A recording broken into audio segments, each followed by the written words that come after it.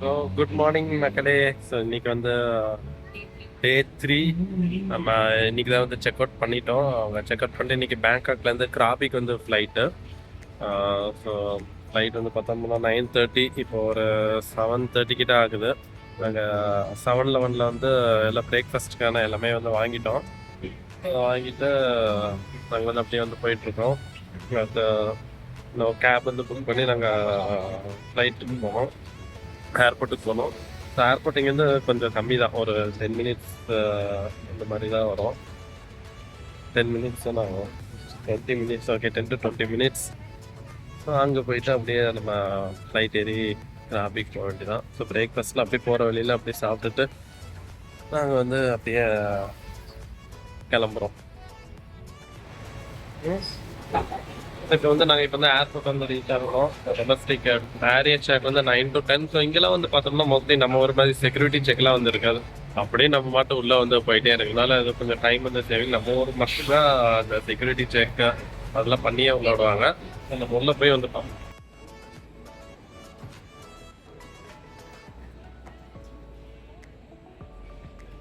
Package டப்பில் வந்து போட்டு வந்துட்டோம். நாங்கள் ஏர் ஏஷியாவில் யூஸ்வலி எக்ஸ்ட்ரா பே பண்ணால் தான் நம்ம வந்து அந்த செக்இன் லக்கேஜில் இது பண்ண முடியும். முன்னாடி நாங்கள் வந்து 2 வந்து போட்டிருந்தோம், 20 kg 20 kgன்ட்டு. ஸோ அந்த 2 பேக் மட்டும் கேபின் பேக்கேஜில் ட்ராப் பண்ணிவிட்டு மிச்சம் செக்இன் லக்கேஜில் போட்டு கேபின் லக்கேஜ்லாம் மட்டும் நாங்கள் அதை மட்டும் நாங்கள் வச்சுருக்கோம். ஸோ இப்போது கேட்டுக்கு வந்து நடந்து போயிட்டுருக்கோம் கிராபிக்கு. இன்னும் கொஞ்சம் நேரம் டைம் இருக்குது, அதுக்குள்ளே நம்ம வந்து போய் ரீச் ஆகிடுவோம். ஸோ நாங்கள் செக்யூரிட்டி செக் எல்லாமே முடிச்சுட்டு நாங்கள் அப்படியே கொஞ்சம் ரெஸ்ட் எடுக்கிறதுக்கு உட்காந்துருந்தோம். ஸோ பேங்காக் ஏர்போர்ட்லாம் பார்க்க ரொம்ப நீட் அண்ட் க்ளீனாக இருந்தது. ஸோ நாங்கள் போக வேண்டிய ஏர்லைன் என்னென்னு பார்த்தா ஏர் ஏஷியா தான். ஸோ இன்னும் ஃப்ளைட்டுக்கு 1 hour இருந்தது, அதனால் கொஞ்சம் நேரம் நல்லா ரெஸ்ட் எடுத்துருந்தோம். ஸோ பேங்காக் டு கிராபிக்கு வந்து எங்களுக்கு ஃப்ளைட் டிக்கெட் வந்து அரௌண்ட் 2000 rupees தான் வந்து ஆச்சு. ஸோ மோஸ்ட்லி 2000 to 3000 தான் வந்து ஆகுது. அண்ட் நாங்கள் கிராபி சூஸ் பண்ண முக்கியமான காரணம் வந்து பார்த்தா கிராபி வந்து நல்லா கொஞ்சம் அமைதியாக வந்து இருக்கும், பீஸ்ஃபுல்லாக இருக்கும். அண்ட் நிறைய சுற்றி பார்க்குறதுக்கான இடங்களும் வந்து இருக்கும். ஸோ ஒரு அண்டர் ரேட்டட் பிளேஸ். ஸோ அதனால தான் நாங்கள் வந்து கிராபியை வந்து ஃபஸ்ட்டு சூஸ் பண்ணோம். ஸோ பேங்காக்லேருந்து கிராபி போகிறதுக்கும் வந்து ஒரு பெரிய கஷ்டமான காரியங்கள் வந்து இல்லை.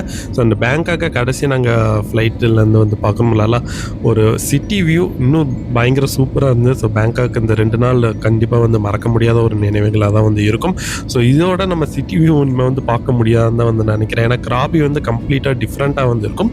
கிராபி வந்து ஒரு சிட்டி ஃபீல் வந்து நமக்கு கிடைக்காது. ஏன்னா அங்கே ஃபுல்லாமே ஒரு ஐலண்ட் வைப் தான் வந்து கிடைக்கும். அண்ட் நம்ம இந்த ஃப்ளைட்டில் இருந்து இந்த வாகனத்தை பார்க்குறதே ஒரு சனி சுகம் தான். ஸோ எவ்வளோ டைம் பார்த்தாலும் நமக்கு இந்த ஒரு க்ளவுடை பார்க்குறது வந்து பார்க்க ரொம்ப சந்தோஷமாக தான் இருக்கும். அண்ட் ஃபைனலி நாங்கள் கிராபியை வந்து ஃப்ளைட்லேருந்து மேலே வந்து பார்த்தோம், கழுகு பார்வை. ஸோ ரொம்ப பியூட்டிஃபுல்லாக வந்து இருந்தது. ஸோ பேங்காக்கு அப்படியே ஆப்போசிட்டாக இருந்தது. அங்கே ஃபுல்லாக எந்த ஒரு டால் பில்டிங்ஸும் இல்லை, எங்கே பார்த்தாலும் க்ரீனரி, ஒரு நல்ல ஒரு ஐலாண்ட் வைப் இருந்தது. ஸோ இது பார்க்கும்போது எங்களுக்கு ரொம்ப எக்ஸைட்டிங்காக இருந்தது. அண்ட் ரோட்லேயும் ரொம்ப டிராஃபிக்லாம் வந்து இல்லை. ஸோ அதனால் எப்படா லேண்ட் ஆகி நம்ம கிராபியை சுற்றி போகுங்கிற மாதிரி தான் வந்து இருந்தது. ஸோ ஃபைனலி நாங்கள் வந்து லேண்ட் ஆகிட்டோம். ஒரு நல்லா ஒரு ஸ்மூத் லேண்டிங் தான். ஸோ கிராபி ஏர்போர்ட்டும் கொஞ்சம் நல்லா நீட் அண்ட் க்ளீனாக தான் இருந்தது, எந்த ஒரு பிரச்சனைகளுமே இல்லை. ஸோ இது டொமஸ்டிக் ஏர்போர்ட்டுங்கனால நமக்கு எந்த ஒரு இமிக்ரேஷன் எதுவுமே வந்து தேவையில்லை.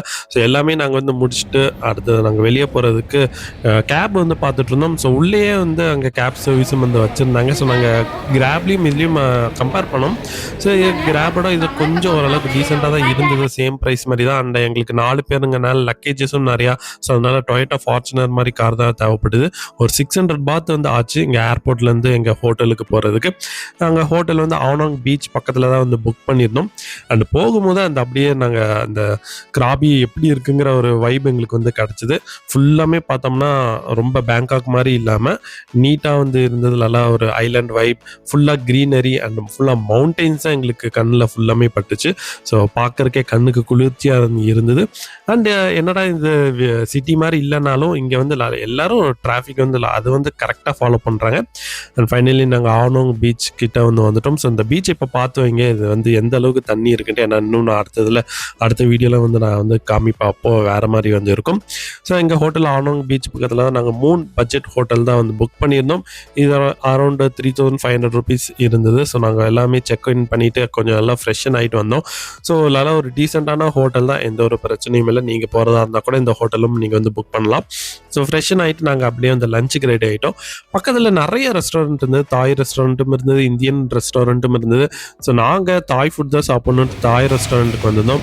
இங்கே தாய் style chicken fried rice and முக்கியமாக டாம் யம் சூப் வந்து ட்ரை பண்ணியிருந்தோம். இதில் நல்லா ஸ்குவிட்டு நிறைய வெஜிடபிள்ஸ்லாம் போட்டு கொடுத்தாங்க, ரொம்ப டேஸ்டியாக இருந்தது. அரௌண்ட் 140 பாத் ஆகும் ஒருத்தருக்கும். அண்ட் அது முடிச்சுட்டு நாங்கள் 7-Eleven வந்து போயிட்டோம். இந்த 7-Eleven பார்த்தாலே எங்களுக்கு இப்போலாம் வந்து குஷி ஆகிடுது.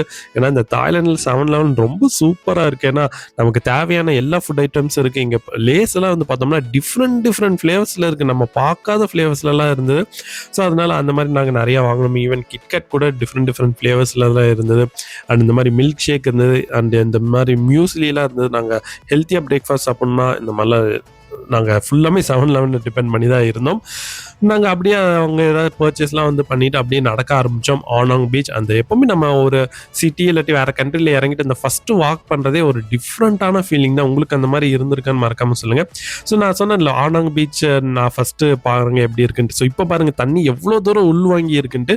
ஸோ இதுதான் அந்த ஆனோங் பீச்சோட ஸ்பெஷாலிட்டியே. ஸோ காலையிலையும் நைட்டும் கொஞ்சம் நல்லா தண்ணி முன்னாடி வரைக்கும் இருக்கும், பட் மதியானம் ஆனால் அப்படியே உள்வாங்கி ரொம்ப தூரம் உள்ளே போயிடும். ஸோ அங்கே கொஞ்ச நேரம் என்ஜாய் பண்ணிட்டு நாங்கள் அடுத்தது வந்து ரயில்வே பீச்சுக்கு போகலான்ட்டு இந்த மாதிரி ஒரு சின்ன ஒரு 2-வீலரே டாக்ஸி மாதிரி மாற்றி வச்சுருப்பாங்க.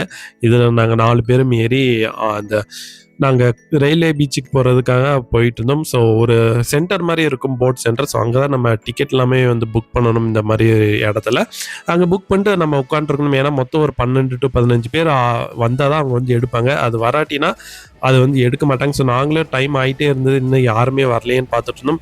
பட் கடைசி வரைக்கும் யாருமே ஃபுல் ஆகலை. ஸோ அதனால் கேன்சல் பண்ணிட்டாங்க. அண்ட் டிக்கெட்டையும் நமக்கு வந்து ரீஃபண்ட் பண்ணிடுவாங்க. சரி ரயில்வே பீச்சு போகலாட்டி என்ன, ஆனாங் பீச்லேயும் நாங்கள் எல்லாம் இந்த சன்செட் என்ஜாய் பண்ணோம். இந்த சன்செட் பாருங்கள் ரொம்ப ஒரு பியூட்டிஃபுல்லான வியூவாக தான் இருந்தது, நல்லா ஆரஞ்சு கலரில். ஸோ அது முடிச்சுட்டாங்க. ஏன் வந்து பார்த்தோம்னா ஃப்ரீயாக வந்து இந்த ஃபயர் ஷோ வந்து பண்ணுவாங்க. இதுக்கு எந்த ஒரு பேமெண்ட் எதுவுமே பண்ண தேவையில்ல, ஃப்ரீ தான். ஸோ அதுக்காக நம்ம இடத்த வந்து முன்னாடியே உட்காந்துட்டோம்னா அங்கே ஒரு 5 மணி 6 மணி கொஞ்சம் சன்செட் ஆக அவங்க வந்து ஆரம்பிப்பாங்க. அந்த அப்படியே இந்த சன்செட்டுக்கும் இந்த ஃபயர் ஷோ பார்க்கவும் ரொம்பவே வந்து பியூட்டிஃபுல்லாக வந்து இருக்கும். ஸோ நீங்கள் கிராபி வந்தீங்கன்னா கண்டிப்பாக இது நீங்கள் வந்து பார்க்கணும். ஈவினிங்க்குன்ட்டு இந்த டைமை அந்த ஆனோங் பீச்சுக்கு நீங்கள் வந்து ஒதுக்கி வச்சுருங்க. ஏன்னா இதுக்கு எந்த ஒரு நம்ம மணியும் ஸ்பெண்ட் பண்ண தேவையில்லை, பட் நல்ல ஒரு வைப் வந்து கிடைக்கும். அவங்க அந்த ஃபயரை வச்சுட்டு அந்த பண்ணுற விதமே வந்து பியூட்டிஃபுல்லாக இருக்கும். அந்த சன்செட்டுக்கும் இதுவுமே பார்க்க தான் அந்த பியூட்டிஃபுல்.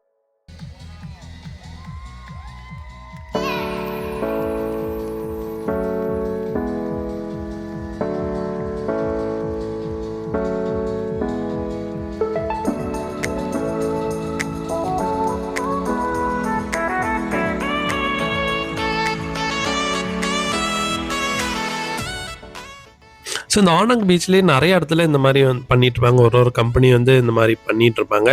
ஸோ கொஞ்சம் நேரம் ஆனோடனே அவங்க அப்படியே ஆடியன்ஸ் உட்காந்துருக்கிற இடத்துக்குமே வந்து இந்த மாதிரியெல்லாம் வந்து ஃபயர் ஷோ பண்ணிட்டு இருந்தாங்க. ஸோ கொஞ்சம் பார்க்க ஒரு பக்கத்தில் வரும்போது கொஞ்சம் பயமாக தான் இருந்தது, பட் இருந்தாலும் அது ரொம்ப பியூட்டிஃபுல்லாக இருந்தது பார்க்குறதுக்கு. அதனால நாங்கள் அப்படியே என்ஜாய் பண்ணிகிட்டு இருந்தோம்.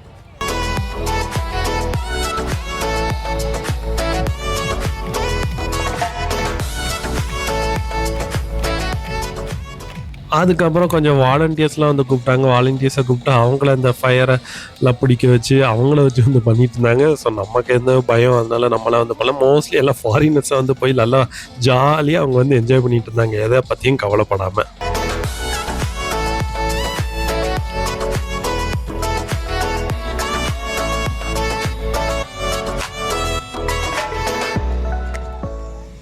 ஸோ இந்த ஃபயர் ஷோ முடியும் போது தான் அவங்க வந்து டொனேஷன் மாதிரி கேட்பாங்க. ஸோ உங்களுக்கு இஷ்டம் இருந்தால் நீங்கள் வந்து பண்ணலாம். ஸோ நாங்கள் வந்து கொஞ்சம் சும்மா எங்களால் முடிஞ்ச அளவுக்கு நாங்கள் டொனேட் பண்ணோம்.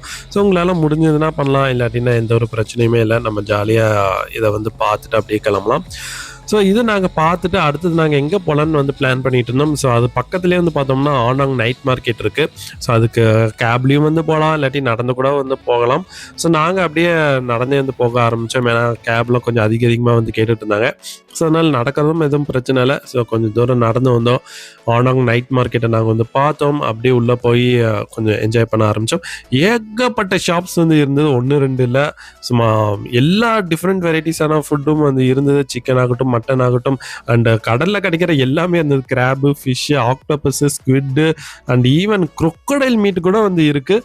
ஸோ நீங்கள் எதுனாலும் வாங்கி ஜாலியாக வந்து என்ஜாய் பண்ணி சாப்பிட்லாம்.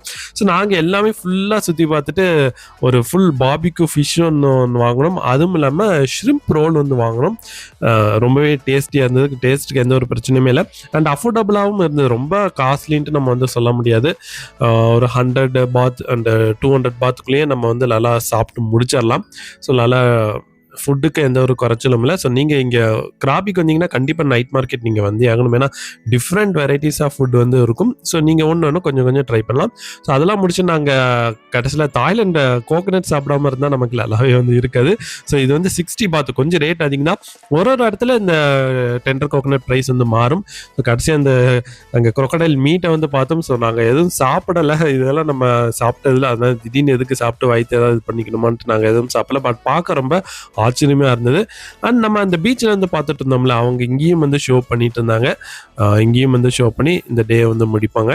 ஸோ இதோட நாங்கள் வந்து முடிச்சுக்கிட்டோம். இதுக்கப்புறம் நாங்கள் கேபை புக் பண்ணி நாங்கள் ஹோட்டலுக்கு போய் சேர்ந்துட்டோம். இதோட நாங்கள் ரெஸ்ட் எடுத்துட்டு அடுத்த நாள் நாங்கள் என்ன பண்ணலாம்னு நம்ம வந்து பார்ப்போம். ஸோ இந்த வீடியோ பிடிச்சா லைக் பண்ணுங்க. ஸோ அடுத்தடுத்த எபிசோட பார்க்க நம்ம சேனலை சப்ஸ்கிரைப் பண்ணுங்க.